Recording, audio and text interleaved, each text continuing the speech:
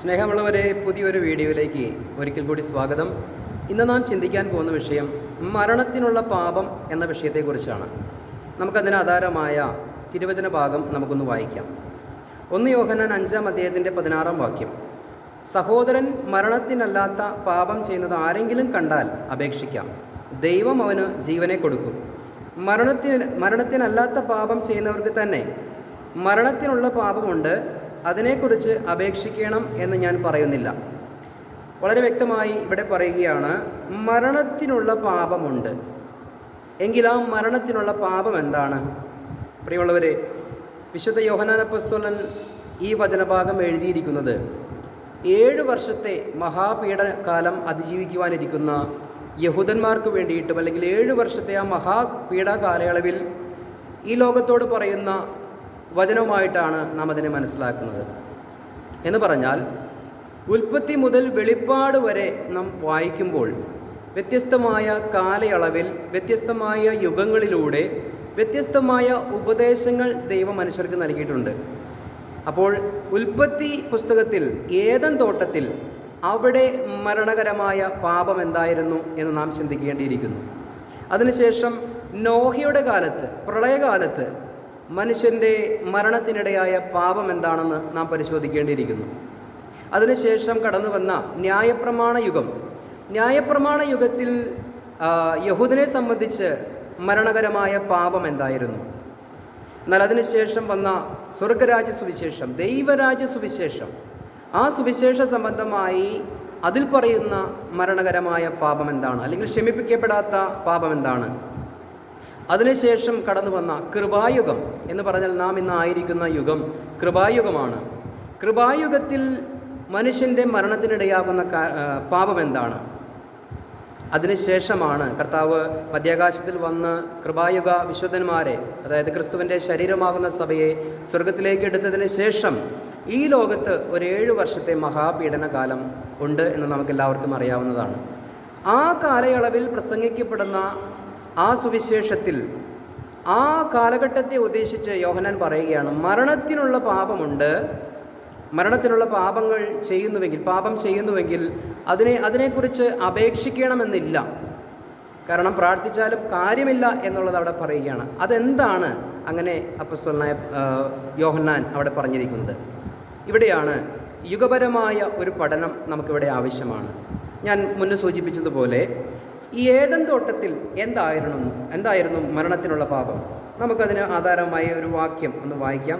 ഉൽപ്പത്തി പുസ്തകം 2-ാം അധ്യായം അതിൻ്റെ 16-ഉം 17-ഉം വാക്യങ്ങൾ നമുക്കൊന്ന് വായിക്കാം. യഹോവയായ ദൈവം മനുഷ്യനോട് കൽപ്പിച്ചത് എന്തെന്നാൽ, തോട്ടത്തിലെ സകല വൃക്ഷങ്ങളുടെയും ഫലം നിനക്ക് ഇഷ്ടം പോലെ തിന്നാം, എന്നാൽ നന്മതിന്മകളെക്കുറിച്ചുള്ള അറിവിൻ്റെ വൃക്ഷത്തിൽ ഫലം തിന്നരുത്, തിന്നുന്ന നാളിൽ നീ മരിക്കും. അപ്പോൾ ഏദൻ തോട്ടത്തിൽ മരണത്തിനിടയായ പാപം എന്താണ്? അവിടെ ദൈവം കൽപ്പിച്ചിരുന്ന ഒരു വൃക്ഷഫലമുണ്ടായിരുന്നു, അത് തിന്നരുത്, തിന്നുന്ന നാളിൽ മരിക്കും. അപ്പോൾ അത് തിന്നുക, ആ പഴം തിന്നുന്നതാണ് അവിടുത്തെ മരണകരമായ പാപമായിരിക്കുന്നത്. എന്നാൽ ഇന്ന് നമുക്ക് എന്തെങ്കിലും ഒരു പാപം അല്ലെങ്കിൽ ഒരു പഴം പറിച്ചു തിന്നാൽ അത് നമുക്ക് മരണകരമായ പാപമായി തീരുമോ? എന്തെങ്കിലും വിഷച്ചെടികളോ അല്ലെങ്കിൽ വിഷമയമുള്ള ഫലവൃക്ഷങ്ങളോ തിന്നാൽ നമ്മൾ മരിച്ചു പോകും, അതല്ല ഇവിടെ ഉദ്ദേശിക്കുന്നത്. മറിച്ച് ഏതെങ്കിലും ഒരു പഴം തിന്നാൽ നമുക്ക് ഇന്ന് ഒരിക്കലും ക്ഷമിക്കപ്പെടാത്തൊരു പാപമായി തീരുമോ? ഒരിക്കലുമില്ല. അപ്പോൾ ഇത് ഏദൻ തോട്ടത്തെ സംബന്ധിച്ച് അവിടെ മരണകരമായ ഒരു പാപം എന്ന് പറയുന്നത് ഇത് മാത്രമായിരുന്നു. നോഹയുടെ കാലം വന്നു, പ്രളയകാലം വന്നു. അവിടെ പ്രളയത്തിൽ അനേകർ, വൃദ്ധന്മാർ, യുവാക്കൾ, യുവതികൾ, കുഞ്ഞുങ്ങൾ, കുട്ടികളടക്കം എല്ലാവരും ഒരു കരുണയും കൂടാതെ അവിടെ ജലപ്രളയത്തിൽ മുങ്ങി മരിക്കുവാനിടയായി തീർന്നു. അവിടെ രക്ഷിക്കപ്പെട്ടത് ആരാണ്? നോഹയും 3 പുത്രന്മാരും അവരുടെ ഭാര്യമാരും മാത്രം രക്ഷിക്കപ്പെട്ടു. എന്ന് പറഞ്ഞാൽ 8 പേർ ഒഴിച്ച് ബാക്കി എല്ലാവരും ആ പ്രളയകാലത്ത് മരിച്ചു പോകാനിടയായി തീർന്നു. അവരുടെ കാരണമായ പാപം എന്തായിരുന്നു? അവിടെ അവരെന്തെങ്കിലും പഴം പറിച്ചു തിന്നതുകൊണ്ടാണോ പ്രശ്നമായി പോയത്? ഒരിക്കലുമല്ല. അവിടെ നോഹയോട് ദൈവം ഒരു പെട്ടകമുണ്ടാക്കാൻ കൽപ്പിച്ചു. ദൈവത്തിൻ്റെ കൽപ്പന പ്രകാരം നോഹ ഒരു പെട്ടകമുണ്ടാക്കി.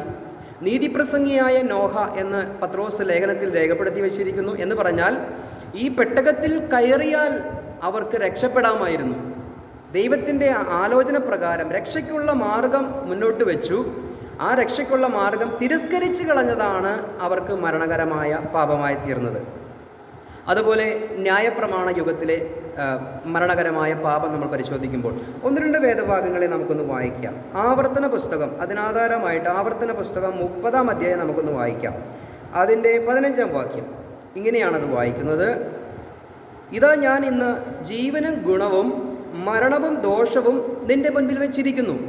കണ്ടോ, ദൈവം പറയുകയാണ്, മനുഷ്യനോട് പറയുകയാണ്, അല്ലെങ്കിൽ യഹൂദരോട് പറയുകയാണ്, ഇസ്രായേലിനോട് പറയുകയാണ്, നിന്റെ മുൻപിൽ ജീവനും മരണവും വെച്ചിരിക്കുന്നു, നിനക്ക് ഇഷ്ടമുള്ളത് തിരഞ്ഞെടുക്കാം. അതിൻ്റെ തന്നെ 11 മുതൽ 16 വരെ വായിക്കുമ്പോഴാണ് വ്യക്തമായി നമുക്കതിനെക്കുറിച്ച് മനസ്സിലാക്കാൻ പറ്റുന്നത്. നമുക്ക് അതിൻ്റെ 20-ാം വാക്യം ഒന്ന് വായിക്കാം. യഹോവ നിന്റെ പിതാക്കന്മാരായ അബ്രാഹമിനും ഇസഹാക്കിനും യാക്കോബിനും കൊടുക്കുമെന്ന് സത്യം ചെയ്ത ദേശത്ത് നീ പാർപ്പാൻ തക്കവണ്ണം നിന്റെ ദൈവമായ യഹോവയെ സ്നേഹിക്കുകയും അവൻ്റെ വാക്ക് കേട്ടനുസരിക്കുകയും അവനോട് ചേർന്നിരിക്കുകയും ചെയ്യേണ്ടതിനും ജീവനെ തിരഞ്ഞെടുത്തുകൊള്ളുക, അതല്ലോ നിനക്ക് ജീവനും ദീർഘായുസ്സുമാകുന്നത്. കണ്ടോ, ഇവിടെ വളരെ വ്യക്തമായി പറയുകയാണ്, അബ്രാഹത്തിനോടും ഇസ്ഹാക്കിനോടും യാക്കോബിനോടും സത്യം ചെയ്ത ദേശത്ത് പാർക്കുവാൻ തക്കവണ്ണം ദൈവത്തിൻ്റെ വാക്ക് കേട്ടനുസരിക്കുക, ഇതാണ് നിങ്ങൾക്ക് ജീവൻ. കേട്ടനുസരിച്ചില്ലെങ്കിലോ നിങ്ങൾ മരണത്തിലേക്ക് പോകും. അതായത് ന്യായപ്രമാണം നൽകപ്പെട്ട ജനത്തിന് ന്യായപ്രമാണത്തിന് വിരോധമായി എന്തെങ്കിലും പ്രവർത്തിച്ചാൽ അവർക്ക് മരണകരമായ പാപമായി തീരുന്നു. മനസ്സിലായോ? എന്നാൽ 2000 വർഷങ്ങൾക്ക് മുൻപ് കർത്താവായ യേശു ക്രിസ്തു ഈ ഭൂമിയിലേക്ക് വന്നു. കർത്താവ് തിരുവാമൊഴിഞ്ഞ് പറഞ്ഞ ആദ്യത്തെ പ്രസ്താവന തന്നെ നാം ഒന്ന് പരിശോധിച്ച് കഴിഞ്ഞാൽ, അതായത് സുവിശേഷീകരണത്തിലുള്ള ബന്ധത്തിൽ കർത്താവിന് 30 വയസ്സുള്ളപ്പോൾ താൻ ശുശ്രൂഷ ആരംഭിക്കുമ്പോൾ മാനസാന്തരപ്പെടുവിൻ, സുവിശേഷത്തിൽ വിശ്വസിക്കുവിൻ എന്നാണ് കർത്താവ് പറഞ്ഞത്, അല്ലേ? അപ്പോൾ ഈ രാജ്യത്തിൻ്റെ സുവിശേഷം കർത്താവ് പ്രസംഗിച്ചു. രാജ്യത്തിൻ്റെ സുവിശേഷ പ്രകാരം ഏത് പാപമാണ് മരണത്തിനിടയായ പാപം? കർത്താവ് വചനത്തിൽ വളരെ വ്യക്തമായി പറഞ്ഞു. മത്തായി എഴുതിയ സുവിശേഷം നമുക്കൊന്ന് എടുക്കാം. മത്തായി എഴുതിയ സുവിശേഷം 12-ാം അധ്യായത്തിൻ്റെ 31-ാം വാക്യം. 12-ാം അധ്യായത്തിൻ്റെ 31-ാം വാക്യത്തിൽ ഇങ്ങനെ വായിക്കുകയാണ്: അതുകൊണ്ട് ഞാൻ നിങ്ങളോട് പറയുന്നു, സകല പാപവും ദൂഷണവും മനുഷ്യരോട് ക്ഷമിക്കും, ആത്മാവിന് നേരെയുള്ള ദൂഷണമോ ക്ഷമിക്കുകയില്ല. കർത്താവ് പറയുകയാണ്, പരിശുദ്ധാത്മാവിനെതിരെയുള്ള ദൂഷണം അതൊരിക്കലും ക്ഷമിക്കപ്പെടുകയില്ല. അതെന്താണ് പരിശുദ്ധാത്മാവിനെതിരെയുള്ള ദൂഷണം എന്ന് പറയുന്നത്? ഒരു കാര്യം, ഒരു സത്യം നമ്മളെ ബോധിപ്പിക്കുമ്പോൾ അതിനെ തള്ളിക്കളയുന്നതാണ് പരിശുദ്ധാത്മാവിനെതിരെയുള്ള ദൂഷണം എന്ന് പറഞ്ഞാൽ, ഒരു കാര്യം സത്യമാണെന്ന് ഗ്രഹിപ്പിച്ച് തന്നിട്ടും അതിനെ തള്ളിക്കളയുന്നവർക്ക് പരിശുദ്ധാത്മാവിനെതിരെയുള്ള ദൂഷണമായി കണക്കിട്ട് ഒരിക്കലും ക്ഷമ കിട്ടാത്തൊരു പാപമായി അത് തീരുകയാണ്. മനസ്സിലായോ? അനേകം വാക്യങ്ങൾ രാജ്യത്തിൻ്റെ സുവിശേഷത്തോടുള്ള ബന്ധത്തിൽ ഈ ലോകത്തിൽ ജീവനിലേക്ക് കടക്കുവാനും അല്ലെങ്കിൽ ജീവൻ ലഭിക്കാതെ മരണത്തിലേക്ക് പോകുന്നതുമായിട്ടുള്ള കാര്യങ്ങൾ സവിസ്തരം അതിൽ രേഖപ്പെടുത്തി വെച്ചിട്ടുണ്ട്. തന്നെയുമല്ല, രാജ്യത്തിൻ്റെ സുവിശേഷ പ്രകാരം അപ്പോസ്തല പ്രവൃത്തി 2-ാം അധ്യായത്തിലേക്ക് വരുമ്പോൾ അവിടെ രക്ഷപ്രാപിക്കുവാൻ എന്ത് ചെയ്യണമെന്ന് ജനം, പത്രോസിൻ്റെ പ്രസംഗം കേട്ട ജനം ചോദിക്കുമ്പോൾ അവിടെ 2-ാം അധ്യായത്തിൻ്റെ 37-ാം വാക്യം മുതൽ ഇങ്ങനെയാണ് വായിക്കുന്നത്. അവിടെ പത്രോസ് വളരെ വ്യക്തമായി പറയുകയാണ്, ഇത് കേട്ടിട്ടവർ ഹൃദയത്തിൽ കുത്തുകൊണ്ടു പത്രോസിനോടും ശേഷം അപ്പോസ്തലന്മാരോടും, സഹോദരന്മാരായ പുരുഷന്മാരെ, ഞങ്ങൾ എന്ത് ചെയ്യേണ്ടു എന്ന് ചോദിച്ചു.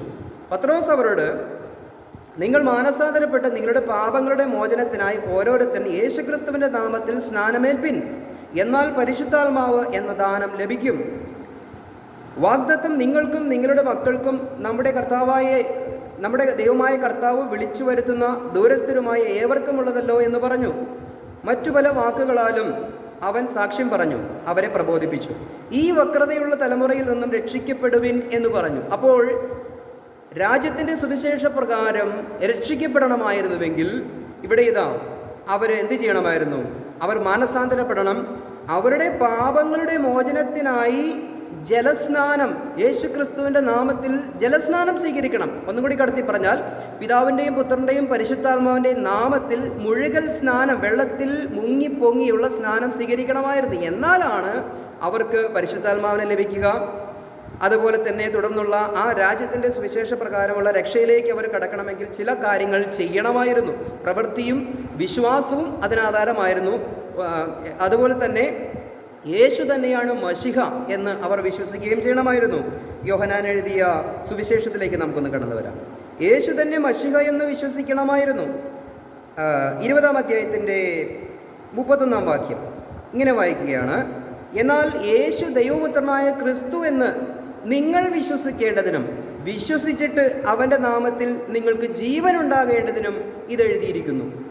യേശു ദൈവപുത്രനായ ക്രിസ്തു എന്ന് വിശ്വസിച്ചിട്ട് നിങ്ങൾക്ക് ജീവൻ ഉണ്ടാകണം. യോഹന്നാൻ പറയുകയാണ്, എന്നാൽ യേശു ക്രിസ്തു, യേശു മശിഹയാണ് എന്ന് തെളിയിക്കുന്ന അനേക അത്ഭുതങ്ങൾ, അടയാളങ്ങളും ഈ ലോകത്തിൽ കർത്താവ് ചെയ്തു. എന്നാൽ എല്ലാവരും വളരെ സംശയദൃഷ്ടിയോടുകൂടെ കർത്താവിനെ വീക്ഷിച്ചു. ഇവൻ തച്ചൻ്റെ മകനല്ലേ, ഇവൻ മറിയയുടെ മകനല്ലേ എന്നൊക്കെ പറഞ്ഞ് വളരെ അവഹേളിക്കുന്ന തരത്തിൽ കർത്താവിനെ പരിഹസിക്കുകയാണ് ചെയ്തത്. എന്ന് പറഞ്ഞാൽ യേശുവിനെ മശിഹയായിട്ട് അംഗീകരിച്ചില്ല. നീ ദൈവപുത്രനാണെങ്കിൽ താഴേക്ക് വാ, അപ്പോൾ ഞങ്ങൾ വിശ്വസിക്കാമെന്നാണ് ആ യഹൂദന്മാരുടെ ആ പുരോഹിതഗണം, അല്ലെങ്കിൽ അവരുടെ ഏറ്റവും ഉന്നതമായി നിൽക്കുന്ന മത നേതാക്കന്മാർ പറയുകയാണ്, നീ ഇറങ്ങി വാ, എങ്കിൽ ഞങ്ങൾ വിശ്വസിക്കാമെന്ന് പറഞ്ഞ് തലകുലുക്കി പരിഹസിക്കുകയാണ് കർത്താവിനെ. അപ്പോൾ യേശു ദൈവപുത്രനെന്ന് വിശ്വസിക്കണം എന്നുള്ളതാണ് ആദ്യത്തെ പടി. യേശു ദൈവപുത്രനെന്ന് വിശ്വസിക്കാതിരിക്കുന്നത് മരണകരമായൊരു പാപമാണ്. കാരണം ദൈവത്തിൻ്റെ രക്ഷയെ തിരസ്കരിക്കുകയാണ്. നമുക്കറിയാം, യഹൂദന്മാർ യേശുക്രിസ്തുവിനെ മശിഹയായി അംഗീകരിച്ചില്ല. അപ്പോൾ തന്നെ പിതാവായ ദൈവത്തിൻ്റെ ഇഷ്ടമായ ജലസ്നാനത്തെ അവർ നിഷേധിച്ചു. അതുപോലെ തന്നെ ഞങ്ങൾക്ക് ബറാബാസിനെ മതി, ക്രിസ്തുവിനെ വേണ്ട എന്ന് പറഞ്ഞ് യേശുക്രിസ്തുവിനെയും അവർ തിരസ്കരിക്കുകയാണ്, ക്രൂശിക്കുകയാണ്. അപ്പോൾ തന്നെ പരിശുദ്ധാത്മാവ് നിറഞ്ഞു പറഞ്ഞ സ്തേഫാനോസിനെയും ഈ യഹൂദ പ്രമാണികളെല്ലാവരും കൂടി കല്ലെറിഞ്ഞു കൊല്ലുകയാണ്. ഇവിടെ ഏതാ പരിശുദ്ധാത്മാവിനെതിരെയുള്ള ദൂഷണം, ക്ഷമിക്കപ്പെടാത്ത പാപം ഈ ജനം ചെയ്യുകയാണ്. അപ്പോൾ തന്നെ ഒരു കാര്യം ചിന്തിക്കണം, അവർ എന്തെങ്കിലും ഈ ജഡശരീരത്തിൽ ഇരുന്നപ്പോൾ ചെയ്ത ഒരു പാപമല്ല അവർക്ക് മരണകരമായ പാപമായി തീർന്നത്. മറിച്ച് എന്താണ്? ദൈവം അവർക്ക് കൊടുത്തിരിക്കുന്ന രക്ഷയെ അവർ തിരസ്കരിച്ചു കളഞ്ഞു. ദൈവം ഒരുക്കിയിരിക്കുന്ന രാജ്യത്തിൻ്റെ സുവിശേഷത്തെ തിരസ്കരിച്ചു കളഞ്ഞപ്പോഴാണ് അവർക്ക് രക്ഷ നഷ്ടമായത്, അല്ലെങ്കിൽ മരണത്തിലേക്ക് പോകുവാനിടയായിത്തീർന്നത്. പ്രിയമുള്ളവരെ, യഹൂദൻ്റെ തിരസ്കരണം ജാതികളിലേക്ക് രക്ഷ വരുവാനിടയായിത്തീർന്നു. എന്ന് പറഞ്ഞാൽ യഹൂദൻ ഈ രാജ്യത്തിൻ്റെ സുവിശേഷം തിരസ്കരിച്ചത് കളഞ്ഞതുകൊണ്ട് ദൈവം എന്ത് ചെയ്തു? ഇതെല്ലാം കൃത്യമായി അറിയാവുന്ന ദൈവം അനാദികാലം മുതലേ ആർക്കും വെളിപ്പെടുത്തി കൊടുക്കാതിരുന്ന ഒരു സത്യം, അതായത് ഒരു മിസ്റ്ററി പ്രോഗ്രാം, ഒരു മാർമിക സത്യം പൗലോസ് എന്ന് പറയുന്നൊരു മനുഷ്യനെ ദൈവം വെളിപ്പെടുത്തി കൊടുക്കുകയാണ്. ആ സുവിശേഷ പ്രകാരമുള്ള രക്ഷ എങ്ങനെയാണ് എന്ന് ചിന്തിക്കുമ്പോൾ അവിടെ വിശ്വാസത്താൽ, കൃപയാലല്ലോ വിശ്വാസം മൂലം നിങ്ങൾ രക്ഷിക്കപ്പെട്ടിരിക്കുന്നത്, അതിനും നിങ്ങളുടെ പ്രവൃത്തി കാരണമല്ല എന്ന് പറയുന്ന ഒരു മിസ്റ്ററി ഗോസ്പൽ പൗലോസ് പറയുകയാണ്. എന്നാൽ രാജ്യത്തിൻ്റെ സുവിശേഷത്തിൽ യേശു തന്നെ മശിഹ എന്ന് വിശ്വസിക്കണം, മാനസാന്തരപ്പെടണം, യേശുക്രിസ്തുവിൻ്റെ നാമത്തിൽ അല്ലെങ്കിൽ പിതാവിൻ്റെയും പുത്രൻ്റെയും പരിശുദ്ധാത്മാവിൻ്റെ നാമത്തിൽ ജലസ്നാനം സ്വീകരിക്കണം, പരിശുദ്ധാത്മാവിനെ പ്രാപിക്കണം. അങ്ങനെ നിരവധിയായ കാര്യങ്ങൾ ചെയ്താലാണ് അവർക്ക് രാജ്യത്തിൻ്റെ സുവിശേഷ പ്രകാരമുള്ള രക്ഷ ലഭിക്കുമായിരുന്നുള്ളൂ. എന്നാൽ കൃപയുടെ സുവിശേഷം വെളിപ്പെട്ടപ്പോൾ ഇവിടെ പറയുന്നു, പ്രവൃത്തിയാലല്ല വിശ്വാസത്താലാണ്. എന്ന് പറഞ്ഞാൽ ഒരു പ്രവൃത്തിയും അവിടെ വിശ്വാസത്തിന് കാരണമല്ല എന്നുള്ളതാണ് അവിടെ കാണുന്നത്. നമുക്ക് സുവിശേഷ ഭാഗങ്ങൾ അനേകം പരിശോധിക്കുമ്പോൾ നാം പല പ്രാവശ്യം ചിന്തിച്ചിട്ടുള്ളതാണെങ്കിലും ഒന്ന് പരാമർശിച്ചു പോകാം. കൃപായുഗത്തിൽ രക്ഷിക്കപ്പെടുവാൻ എന്ത് ചെയ്യണം?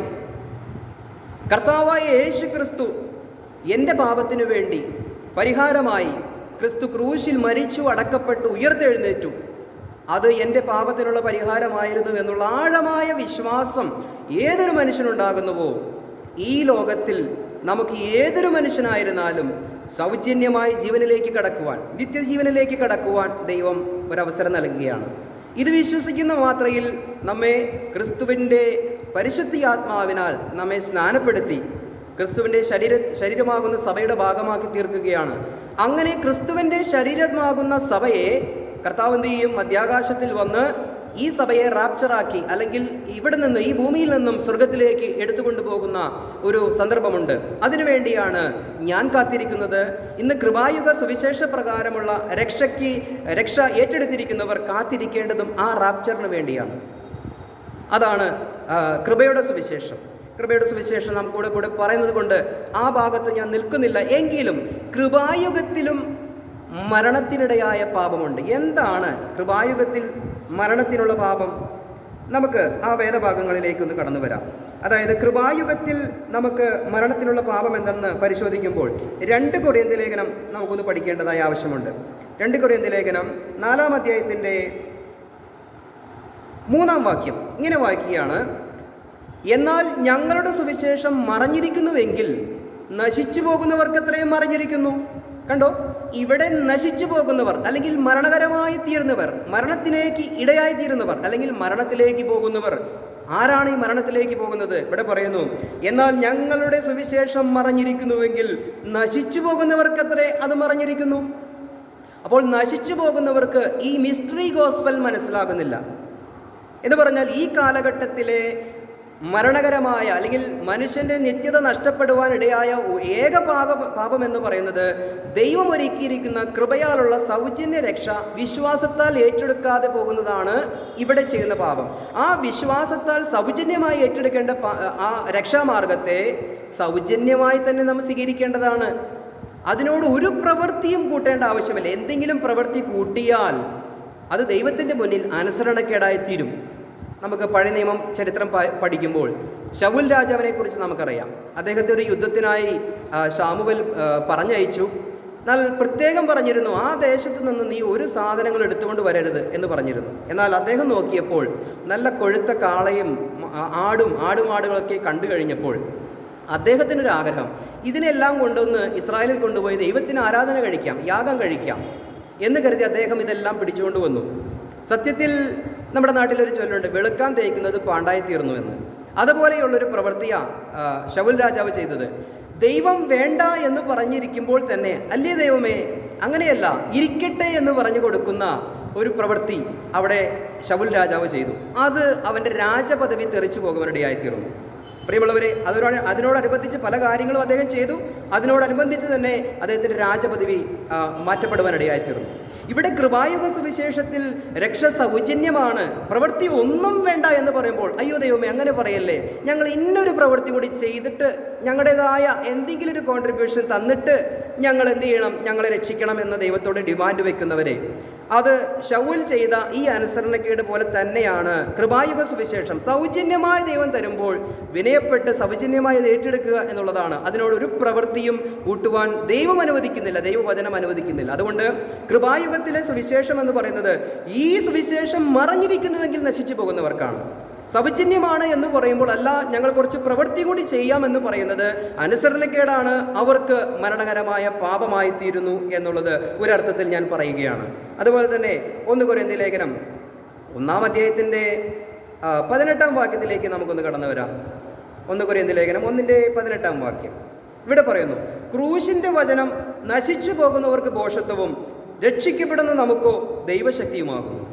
അപ്പോൾ ക്രൂശിൻ്റെ വചനം, അതായത് കർത്താവായ യേശു ക്രിസ്തു ക്രൂശിക്കപ്പെട്ടു, മരിച്ചടക്കപ്പെട്ടു, ഉയർത്തെഴുന്നേറ്റു. ആ ക്രൂശിലാണ്, അതിലെ യാഗത്തിലാണ്, അതിൻ്റെ കർത്താവ് ചിന്തിയ രക്തത്തിലാണ് നമ്മുടെ പാപമോചനവും നമുക്ക് സ്വർഗത്തിലേക്കുള്ള പ്രവേശനവും ദൈവം വെച്ചിരിക്കുന്നത് എന്ന് വെച്ചിരിക്കുന്ന ഈ വ്യവസ്ഥ പറയുന്നു. ക്രൂശിൻ്റെ വചനം നശിച്ചു പോകുന്നവർക്ക് വെറും ഭോഷത്വമാണ്, രക്ഷിക്കപ്പെടുന്ന നമുക്കോ ദൈവശക്തിയാകുന്നു എന്ന് പറഞ്ഞാൽ, ക്രൂശിൻ്റെ വചനം, കൃപയുടെ സുവിശേഷം പ്രവൃത്തി കൂടാതെ സൗജന്യമായി രക്ഷിക്കപ്പെടാം എന്ന് പറയുമ്പോൾ ഇത് കേൾക്കുന്നവർക്ക് അയ്യോ ഇവൻ എന്ത് മണ്ടത്തരമാണ് ഈ പറയുന്നത് എന്ന് ചിന്തിച്ചാൽ, അത് നശിച്ചു പോകുന്നവർക്ക് ഇത് ഭോഷത്വമായി തോന്നുന്നത്, അത് വാസ്തവമായി അങ്ങനെ തോന്നുന്നതിൽ ആശ്ചര്യമില്ല. കാരണം നശിച്ചു പോകുന്നവർക്ക് ഇതൊരു മണ്ടത്തരമായേ തോന്നുകയുള്ളൂ.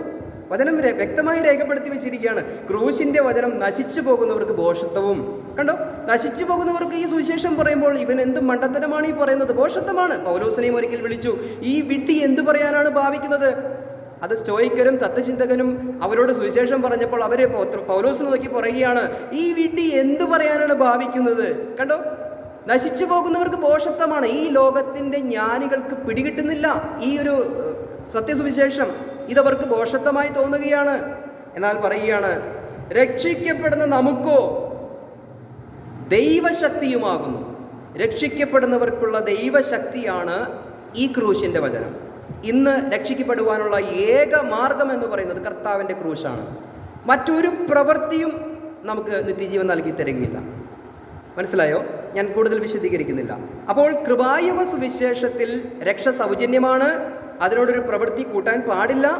സൗജന്യമായ രക്ഷ സൗജന്യമായി ഏറ്റെടുക്കുക. റോമാലേഖനത്തിൻ്റെ ഒരു വാക്യം കൂടി ഞാൻ അതിനോടനുബന്ധിച്ച് വായിക്കാം. 11-ാം അധ്യായത്തിൻ്റെ 6-ാം വാക്യം. കൃപയാലെങ്കിൽ പ്രവൃത്തിയാലല്ല, അല്ലെങ്കിൽ കൃപയല്ല. മനസ്സിലായോ? കൃപയാലെങ്കിൽ അത് പ്രവൃത്തിയാലല്ല.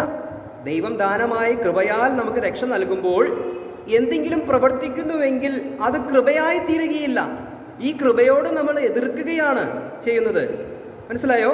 ഇവിടെ പറയുന്നു പ്രവൃത്തിയാലല്ല, അല്ലെങ്കിൽ കൃപയല്ല. കൃപയാലെങ്കിൽ പ്രവൃത്തിയാലല്ല, അല്ലെങ്കിൽ കൃപയല്ല. കാര്യം മനസ്സിലായോ? സൗജന്യമായി കൃപയാൽ എന്ന് പറഞ്ഞാൽ 100% സൗജന്യം. അതിനോട് എന്തെങ്കിലും 1% പ്രവൃത്തിയും കൂടി ആഡ് ചെയ്താൽ അത് കൃപയല്ലാതായി തീരും. ദൈവത്തിൻ്റെ ഈ കൃപായുഗത്തിലെ സുവിശേഷ പ്രകാരമുള്ള രക്ഷയിലേക്ക് കടക്കുവാൻ തടസ്സമായി നിൽക്കുന്നത് നമ്മുടെ എന്തെങ്കിലും പ്രവൃത്തികളാണ്. ശൗൽ ചെയ്തതുപോലെ വെളുക്കാൻ തേച്ചത് പാണ്ടായിത്തീർന്നു ശൗലിന്, അല്ലേ? ദൈവത്തെ പ്രസാദിപ്പിക്കുവാൻ ചെയ്തതാ വലിയ പ്രവൃത്തികൾ, അല്ലേ? നല്ല വലിയ കാളയെയും മുഴുത്ത ആടുമാടുകളെയൊക്കെ കൊണ്ടുവന്നു. നമ്മളിതുപോലെയാ ചെയ്യുന്നത്. ദൈവം സൗജന്യമായി തരാമെന്ന് പറയുമ്പോൾ നമ്മൾ എന്തെങ്കിലും ഒരു പ്രവൃത്തി കൂടി ആഡ് ചെയ്തിട്ടാണ് കൃപായുഗ സുവിശേഷത്തിൽ എല്ലാം കൃപയാണ് എന്ന് പറഞ്ഞുകൊണ്ടിരിക്കുന്നത്. എന്നാൽ കൃപയുടെ സുവിശേഷം അതിന് 100% അതിൻ്റെ കൃപയുടെ 100% അതിൻ്റെ സ്വഭാവം അതിനകത്തുണ്ട് എന്ന് നാം മനസ്സിലാക്കണം. അപ്പോൾ രാജ്യത്തിൻ്റെ സുവിശേഷവും കൃപയുടെ സുവിശേഷവും രണ്ടാണ് എന്നുള്ളത് നാം മനസ്സിലാക്കണം. എന്നാൽ രാജ്യത്തിൻ്റെ സുവിശേഷം യഹൂദൻ തള്ളിക്കളഞ്ഞതുകൊണ്ടാണ് കൃപയുടെ സുവിശേഷം ദൈവം പൗലോസിനോട് വെളിപ്പെടുത്തിയത്. ആ യുഗത്തിലാണ് നാം ഇന്നായിരിക്കുന്നത്. അപ്പോൾ ഇന്ന് മരണകരമായ തീരുന്ന പാപം എന്താണ്? ഈ സൗജന്യ രക്ഷ സൗജന്യമായി വിശ്വാസത്താൽ ഏറ്റെടുക്കാതെ പ്രവൃത്തിയാൽ കൂടി ഏറ്റെടുക്കാൻ നോക്കുന്നതാണ്, അല്ലെങ്കിൽ യേശുക്രിസ്തുവിനെ അംഗീകരിക്കാതെ പോകുന്നതാണ്. ക്രൂശിലൂടെ നമുക്ക് നൽകിയ ആ രക്ഷാമാർഗത്തെ തിരസ്കരിക്കുന്നതാണ് മരണത്തിനുള്ള പാപമായി തീരുന്നത് എന്നുള്ളതാണ് വാസ്തവം. എന്നാൽ റാപ്ചർ കഴിഞ്ഞതിന് ശേഷം ഇവിടെ ഒരു 7 വർഷത്തെ മഹാപീഡനകാലമുണ്ട് എന്ന് നമുക്കെല്ലാവർക്കും അറിയാം. എന്ന് പറഞ്ഞാൽ യഹൂദനെ ശുദ്ധീകരിക്കുവാൻ യാക്കോബിൻ്റെ കഷ്ടകാലം എന്ന് പറയുന്ന ഒരു 7 വർഷക്കാലം ദൈവം ഈ ലോകത്തിൽ അനുവദിക്കും. ആ കാലഘട്ടത്തിൽ എന്താണ് മരണകരമായ പാപം?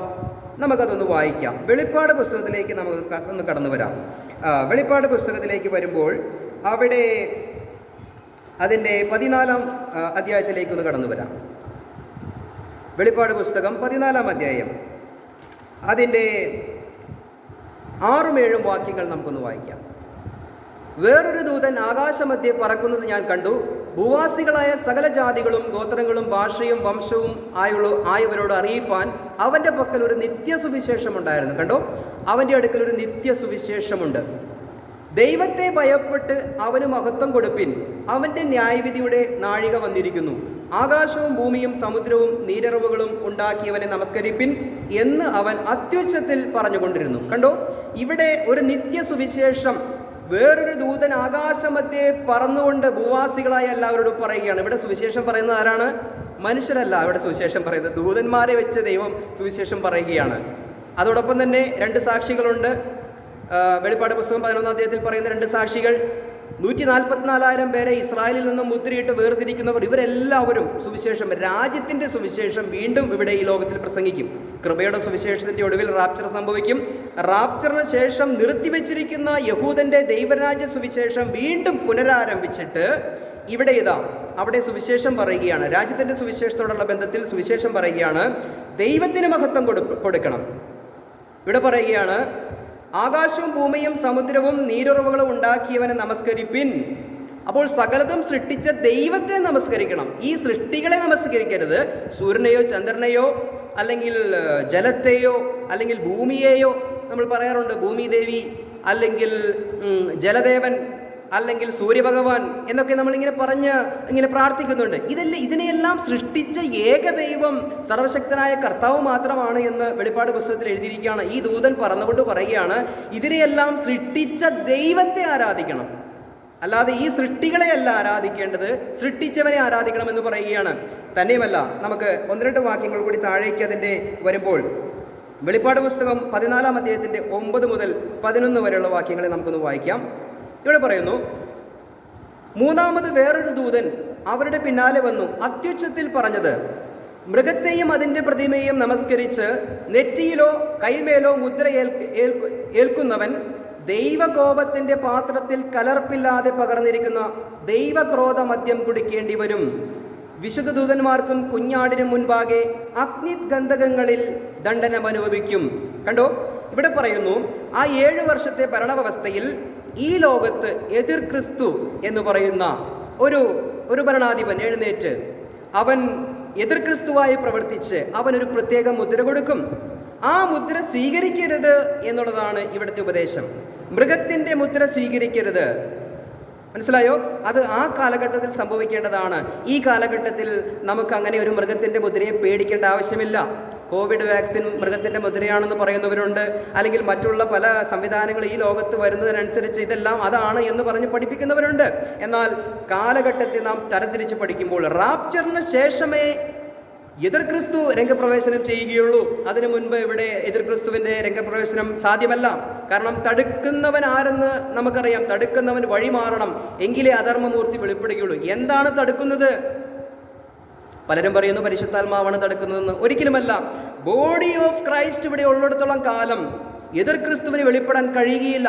ബോഡി ഓഫ് ക്രൈസ്റ്റ് ആണ്, നാം ദൈവമക്കളാണ് ഈ എതിർ ക്രിസ്തുവിനെ തടഞ്ഞു നിർത്തിയിരിക്കുന്ന ഏക ഘടകം. നാം ഇവിടുന്ന് പോയാൽ അവൻ രംഗപ്രവേശനം ചെയ്യും. അപ്പോൾ ഇവിടെ ആ കാലഘട്ടത്തിൽ പറയപ്പെടുന്ന സുവിശേഷം എന്താണ്? 7 വർഷത്തെ മഹാപീഠ കാലയളവിൽ ദൈവത്തിന് മഹത്വം കൊടുക്കുക, അല്ലെങ്കിൽ രാജ്യത്തിൻ്റെ സുവിശേഷ പ്രകാരം ദൈവത്തിന് മഹത്വം കൊടുക്കണം, സകലതും സൃഷ്ടിച്ച ദൈവത്തെ ആരാധിക്കണം, മൃഗത്തിൻ്റെ സംഖ്യയോടും അല്ലെങ്കിൽ അതിനോടും എതിർത്ത് നിൽക്കണം എന്ന് പറഞ്ഞാൽ രക്തസാക്ഷിയായി മരിക്കേണ്ട ആവശ്യകത വരും എന്നുള്ളതാണ് ആ സുവിശേഷത്തിൻ്റെ രത്നചുരുക്കം. മനസ്സിലായോ? അന്ന് വളരെ കഠിനമായ ശോധനയിലൂടെ യഹൂദനെ ശുദ്ധീകരിച്ചെടുക്കുന്ന ഒരു പീരീഡാണ് 7 വർഷത്തെ മഹാപീഠ. അത് പ്രവചനാടിസ്ഥാനത്തിലുള്ള പദ്ധതിയാണ്. അത് ആ കാലഘട്ടത്തിൽ ഈ ദൈവിക വ്യവസ്ഥ അനുസരിച്ച് രക്ഷിക്കപ്പെടാത്തവരാണ് മരണകരമായ പാപം ചെയ്യുന്നവർ. എന്ന് പറഞ്ഞാൽ ദൈവത്തിൻ്റെ രക്ഷാമാർഗത്തെ തള്ളിക്കളയുന്നവരാണ് അവിടെ മരണകരമായ പാപം ചെയ്യുന്നവർ. അവർക്ക് വേണ്ടിയാണ് യോഹന്നാൻ നാം പ്രാരംഭത്തിൽ വായിച്ച മരണത്തിലുള്ള പാപം ചെയ്യുന്നവരുണ്ട്, അവർക്ക് വേണ്ടി അപേക്ഷിക്കണമെന്നില്ല എന്ന് പറഞ്ഞാൽ മൃഗത്തിൻ്റെ മുദ്രയൊക്കെ സ്വീകരിക്കുന്നവർക്ക് പിന്നെ അവർക്ക് രക്ഷയില്ല, അവർ നിത്യമായ നരകത്തിലേക്ക് പോകുമെന്നാണ് ദൈവവചനം പറയുന്നത്. നമുക്കിന്ന് ദൈവം ഒരു മുദ്ര തന്നിട്ടുണ്ട്. ഏത് മുദ്രയാണ്? പരിശുദ്ധാത്മാവിൻ്റെ മുദ്ര. ഇന്ന് സൗജന്യമായി ക്രിസ്തുവിൻ്റെ ക്രൂശിൽ വിശ്വസിച്ച് ആ പരിശുദ്ധാത്മാവിൻ്റെ മുദ്ര ഏറ്റെടുക്കുവാൻ നമുക്കിന്ന് ഓപ്ഷനുണ്ട്. ഇത് സ്വീകരിക്കാത്തവരെ കാത്തിരിക്കുന്നത് അവിടെ മൃഗത്തിൻ്റെ മുദ്രയാണ്. ആ മുദ്ര സ്വീകരിക്കുന്നവർക്ക് രാപ്പകൽ ആശ്വാസമില്ലാതെ നിത്യദണ്ഡനത്തിലേക്ക് പോകേണ്ട ഒരു അവസ്ഥയുണ്ട്. മനസ്സിലായോ? ആ കാലഘട്ടത്തിൽ വളരെ കഷ്ടം നിറഞ്ഞൊരു കാലഘട്ടമാണ്. അതിലേക്ക് പോകാതെ ഇന്ന് കർത്താവിൻ്റെ മധ്യാകാശ വരവ് വരെയോ, നമ്മുടെ മൂക്കിലെ ശ്വാസം നിലയ്ക്കുന്നത് വരെയോ എന്ന് പറഞ്ഞാൽ നാം മരിക്കുന്നത് വരെയോ നമുക്കൊരു അവസരമുണ്ട്. കർത്താവായ യേശു ക്രിസ്തു ക്രൂശിൽ എനിക്ക് വേണ്ടി യാഗമായി തീർന്നു. ഞാൻ മരിക്കേണ്ടിയിരുന്ന സ്ഥാനത്ത് കർത്താവ് എനിക്ക് വേണ്ടി പകരം മരിച്ചു, അടക്കപ്പെട്ട് ഉയർത്തെഴുന്നേറ്റു.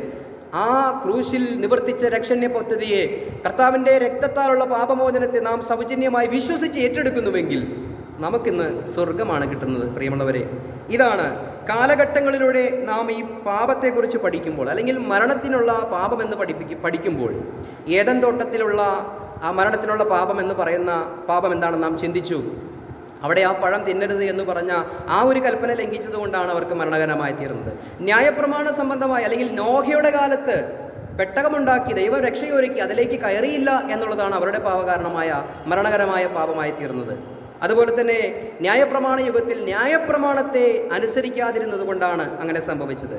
അല്ലെങ്കിൽ രാജ്യത്തിൻ്റെ സുവിശേഷ പ്രകാരം കർത്താവ് ഈ ലോകത്ത് വന്ന് ശുശ്രൂഷിച്ചപ്പോൾ യേശു തന്നെ മശിഹ എന്ന് വിശ്വസിക്കാതിരുന്നതാണ്, അല്ലെങ്കിൽ പരിശുദ്ധാത്മാവ് സത്യം പറഞ്ഞു കൊടുത്തപ്പോൾ അത് അംഗീകരിക്കാതിരുന്നതാണ് അവർക്ക് മരണകരമായ പാപമായി തീർന്നത്.